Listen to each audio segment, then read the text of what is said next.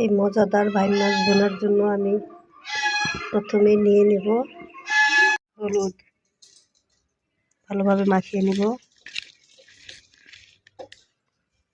গরম হয়েছে, এখন দিয়ে দিব বাইন মাছ।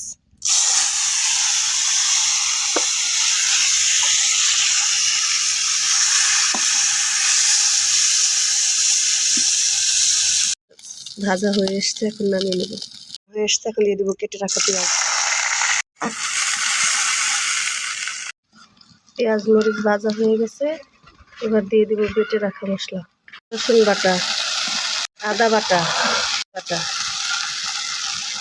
বাটা, স্বাদ মতো লবণ, হলুদের গুঁড়া।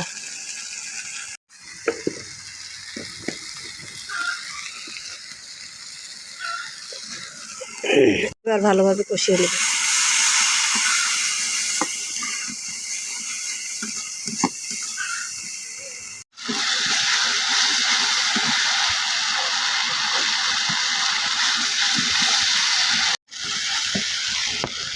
মশলা কষানো হয়ে গেছে, এখন দিয়ে দিব ভেজে রাখা মাছ।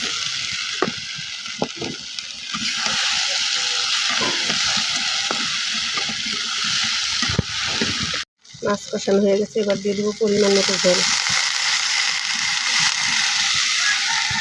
দিয়ে দেবো পাকা টমেটো।